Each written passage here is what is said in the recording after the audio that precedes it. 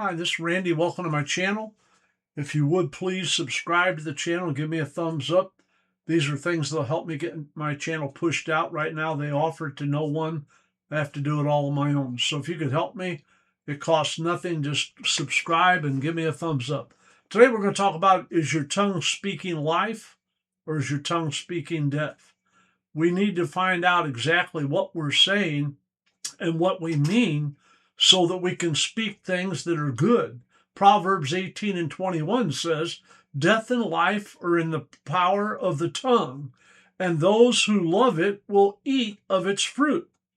Death and life determines by the power of your tongue, what you say. If you say things that are negative all the time, you're going to be negative.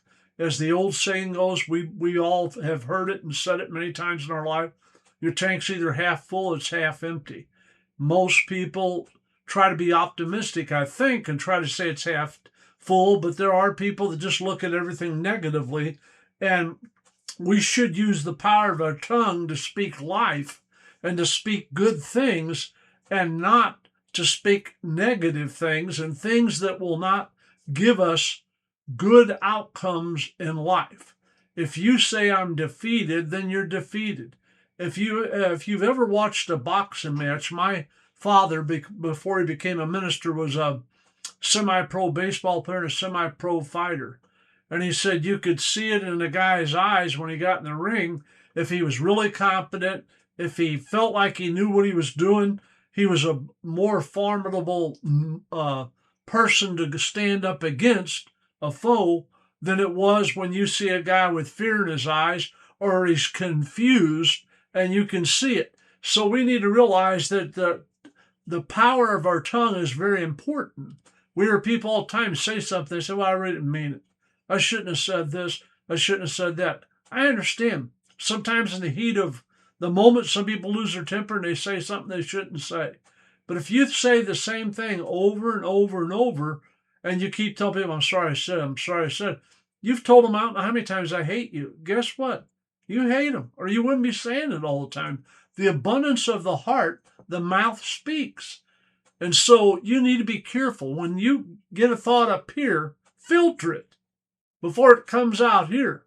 If you don't, you're going to say things that hurt people, that curse people, that cause you problems. So think from here to here. Before you speak, think about it, filter it. The Holy Spirit will check you, but he ain't going to force you to say what you want to say. If the Holy Spirit checks you, don't say that.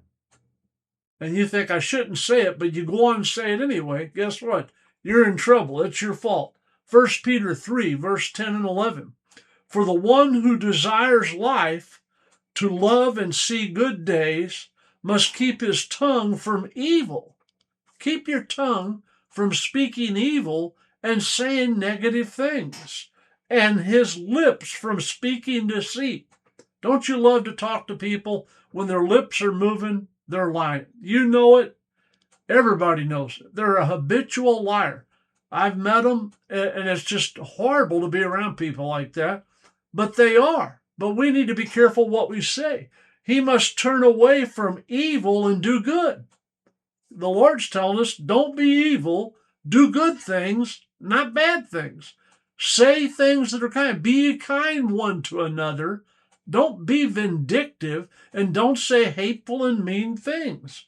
And we need to stay away from evil and do good. You must seek peace and pursue it. See, that's what the Lord tells us, to seek peace and pursue it.